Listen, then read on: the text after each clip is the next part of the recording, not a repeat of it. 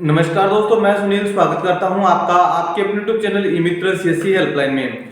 आज की इस वीडियो में हम बात करने वाले हैं, जैसे ही आप पेंशन का वेरिफिकेशन करते हो, यानी कि जो पेंशनर है उसका वेरिफिकेशन करते हो तो उसका नाम, जेंडर, डेट ऑफ बर्थ, इस प्रकार की आपको एक पॉपअप एरर आती है जो कि यहाँ पे डिस्प्ले पे भी आपको दिखाई दे रही है कि इस प्रकार की आप जैसे ही वेरिफिकेशन करते हो आपको इस प्रकार की दिक्कत आ जाती है। अब इस प्रकार की दिक्कत का सोल्यूशन क्या होगा और ये दिक्कत क्यों आती है, हमें पूरा एग्जैक्ट पता होना चाहिए ये दिक्कत क्यों आती है, कहाँ से ये दिक्कत आ रही है। सबसे पहले हमें करना होगा ये काम कि जन आधार कार्ड के आधार कार्ड के साथ में ई-केवाईसी करनी है। जन आधार कार्ड के आधार कार्ड के साथ में जैसे ही ई-केवाईसी हो जाती है, आधार वाली पूरी की पूरी डिटेल जन आधार कार्ड में ऑटोमेटिक अपडेट हो जाएगी। उसमें अपडेट होने के बाद में हमारा जो पेंशनर पोर्टल होता है उस पोर्टल के ऊपर पहले की तरह नाम और हमारी जो डेट ऑफ बर्थ होती है वो उसमें अपडेट होती है। यानी कि पेंशनर पोर्टल पे कुछ और होगा, जन आधार कार्ड में और आधार कार्ड में कुछ और होगा। अब जब तक आधार वाले जन आधार में नहीं होगी, जन आधार वाली पेंशनर पोर्टल पे नहीं होगी, तब तक हमारा पेंशन का वेरिफिकेशन नहीं होगा किसी भी कंडीशन के अंदर। अब हमें इसको सही करवाना है। सही करवाने के लिए हमें सबसे पहले एक एप्लीकेशन लिख करके एप्लीकेशन देनी पड़ेगी। अगर आप ग्रामीण क्षेत्र से हो तो आपको पंचायत समिति में एप्लीकेशन देनी है, और अगर आप शहरी क्षेत्र से हो तो आपको आपके एसडीएम ऑफिस में एप्लीकेशन देनी है, यानी कि उपखंड कार्यालय में आपको आपकी एप्लीकेशन देनी है। तो अब आपको एप्लीकेशन लिखनी किस प्रकार से है और प्रॉब्लम को किस प्रकार से पता करना है कि हमारी ये प्रॉब्लम है, तो इसके लिए हम चलते हैं। तो देखिए दोस्तों, अब पेंशनर की हमें असली डिटेल चेक करनी है कि उसकी पेंशनर पोर्टल पे डिटेल क्या है। तो उस डिटेल को देखने के लिए हमें सबसे पहले ओपन करना पड़ेगा जन सूचना पोर्टल।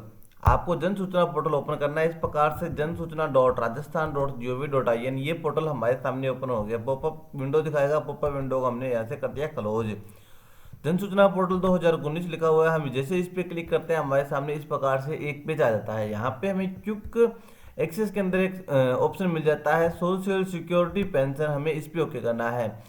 जैसे ही आप इस पे ओके करते हो तो यहाँ पर आपको इस प्रकार का डैशबोर्ड आता है और यहाँ पे हमें ऑप्शन मिल जाता है प्रकार चुनिए। यहाँ पे आप पीपीओ नंबर से भी सर्च कर सकते हो, आधार नंबर से भी सर्च कर सकते हो, जन आधार नंबर से भी सर्च कर सकते हो और बैंक अकाउंट नंबर से भी सर्च कर सकते हो। यहाँ पे आपको नंबर टाइप करना है और खोजी वाले विकल्प पे आपको ओके करना है। जैसे ही आप खोजी वाले विकल्प पे ओके करोगे तो आपके सामने कुछ इस प्रकार का एक डैशबोर्ड पेज आ जाएगा। चाहे आप किसी भी नंबर लगा करके किसी भी नंबर से सर्च कर लो। यहाँ पे इस प्रकार का डैशबोर्ड आते हैं। ऊपर आपको कैंडिडेट की फोटो दिखाएगी, उसके बाद आवेदन क्रमांक, उसके बाद उसकी कैटेगरी, उसके बाद में जो मेन कंडीशन आती है वो यहाँ पे आती है कैंडिडेट का नाम। यानी कि कैंडिडेट का नाम जैसे ही हम ई-केवाईसी करते हैं तो आधार वाला नाम जन आधार में आ जाएगा, आधार वाली date of birth Jan Aadhaar में आ जाएगी। तो यहाँ पे जो नाम है वो आधार और जन आधार से मैच होना चाहिए। अगर यहाँ पे जो नाम है वो आधार और जन आधार से मैच नहीं हो रहा है, कुछ भी मिस्टेक हो रही है, चाहे कोई एक आधा ए फालतू लगा हो और चाहे एक कम लगा हो, इस कंडीशन के अंदर हमें ये सही करवाना ही पड़ेगा। ठीक है, उसके बाद में पिता के नाम में कोई दिक्कत नहीं आएगी हमें। उसके बाद में हमें दिक्कत आती है जेंडर के अंदर। आधार में जो जेंडर होगा कि केवाईसी करते ही वो जन आधार में चला जाएगा। तो आधार में जो जेंडर है सबसे पहले वो कंफर्म कर लीजिए वो सही है। अगर वो सही है तो उस कंडीशन के अंदर यहाँ पर भी हमें चेक करना पड़ेगा ये सही है या गलत है। अगर यहाँ पर हमें गलत दिखाई दे रहा है तो हम जो एप्लीकेशन लिखेंगे उसमें साथ में ही ये जेंडर वाला भी हमें लिखना पड़ेगा। अगर यहाँ पर सही है तो हमें कुछ भी नहीं करना, इसको तो हिलाना ही नहीं है। लगभग 90% ये सही मिलेगा, हमें 10% चांस होगा ये गलत मिले हमें। उसके बाद में जो 100 में से 100% गलत है वो भी यहाँ पे आ जाती है जन्म दिनांक।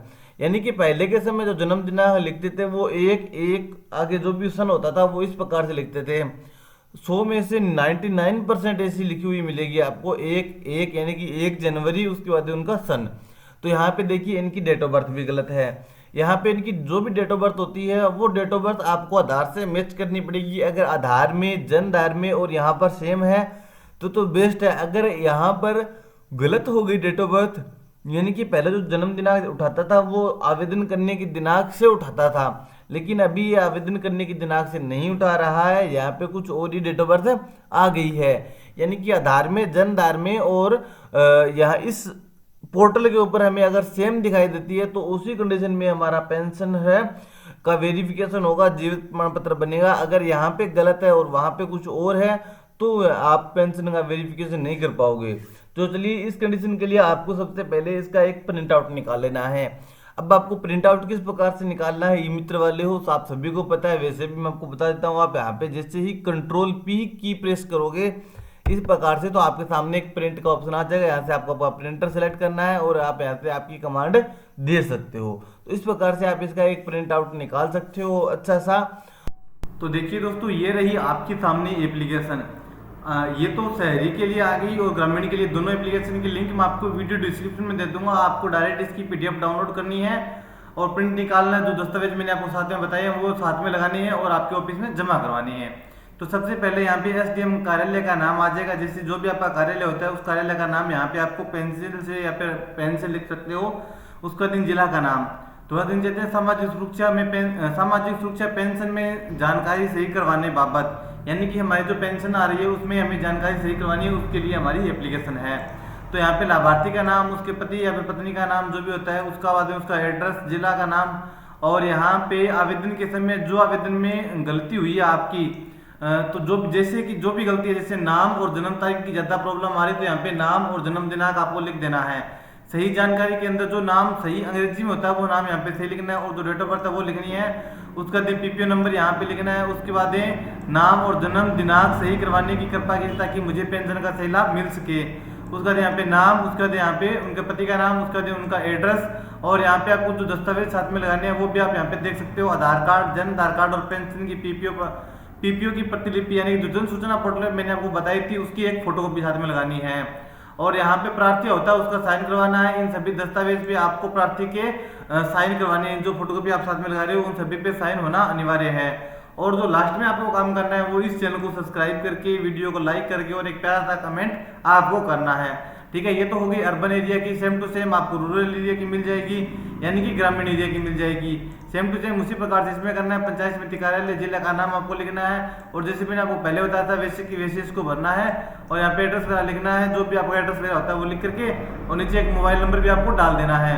और यहाँ पे जो दस्तावेज बताए गए हैं वो सभी दस्तावेज ला करके, और अगर आप शहरी क्षेत्र से हो तो आपको आपकी उपखंड कार्यालय में जमा कराना है। अगर आप ग्रामीण क्षेत्र से हो तो आपको आपकी पंचायत समिति लेवल पे जमा करवानी है, यानी कि बीडीओ ऑफिस में जमा करवानी है।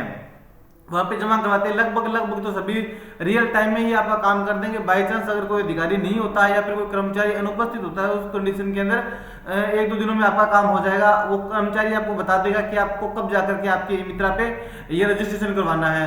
तो आप वहाँ पे एप्लीकेशन देख के आओगे तो रियल टाइम में, मेरे हिसाब से तो रियल टाइम में ही काम हो जाएगा, क्योंकि ये बहुत से पेंशनर को दिक्कत आ रही है। तो एप्लीकेशन आप जैसे ही आप ये कार्यालय में देके आओगे तो आपको लगभग वो सेम टाइम ये आपका काम कर देंगे, यानी कि आपकी जो डिटेल है वो पेंशनर पोर्टल पे सिंक कर देंगे, वेरीफाई उसको कर देंगे।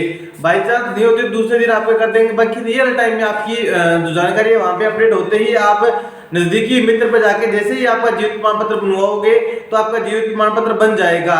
ये 100% काम करेगा। कल मैंने कम से कम 10-12 पेंशनर ऐसे वेरिफिकेशन किए हैं जिनकी प्रॉब्लम आ रही थी। मैंने सबसे पहले उनकी ईकेवाईसी की। ईकेवाईसी करते ही मैंने उनका आधार, जन आधार, एक एप्लीकेशन और एक जन सूचना पोर्टल पे जो मैंने आपको दिखाया था वो परफॉर्मा निकाल के प्रिंट करके एप्लीकेशन लगा करके उनको जैसे कार्यालय में भेजा। कार्यालय में जाते ही उन्होंने वेरीफाई कर दिया। वेरीफाई करते ही वापस आए, आते उनकी पेंशन का वेरिफिकेशन आसानी से हो गया। अगर आप बिना ईकेवाईसी किए हुए और पेंशनर का वेरिफिकेशन कर देते हो तो आने वाले टाइम में पेंशनर को जो समस्या का सामना करना पड़ सकता है। जैसे ही वो केवाईसी करवाएगा, यानी कि केवाईसी जरूरी है, केवाईसी करवानी पड़ेगी। केवाईसी करवाते ही आधार वाली डिटेल जनधन में आएगी। जनधन वाली डिटेल जो जन सूचना पोर्टल पे नहीं होने के कारण उनकी डिटेल मैच नहीं होगी, तो उस कारण से उनकी पेंशनर रुक सकती है। तो इसलिए सबसे पहले केवाईसी कीजिए, उसके बाद में उनकी डिटेल अगर वेरीफाई हो जाती है तो बेस्ट है। अगर नहीं होती तो उनको कार्यालय में भेज के एप्लीकेशन देकर के उनकी डिटेल सही करवाइए। आपको फॉर्म जो वीडियो डिस्क्रिप्शन में लिंक मिले वहां से आप डाउनलोड कर सकते हो। आपको शहरी और ग्रामीण क्षेत्र का दोनों अलग अलग मिल रहा है, तो वहां से डाउनलोड कर लीजिए। उम्मीद है जानकारी आपको अच्छी लगी होगी। जानकारी अच्छी लगी है, जानकारी अगर आपके लिए थोड़ी सी भी इंफॉर्मेटिव है, ये वीडियो को लाइक कीजिए, कमेंट कीजिए और इस चैनल को ज्यादा से ज्यादा सब्सक्राइब करके आपका सपोर्ट कीजिए। तो चलिए मिलते हैं नई वीडियो, नई अपडेट के साथ। तब तक के लिए जय हिंद, जय भारत, धन्यवाद।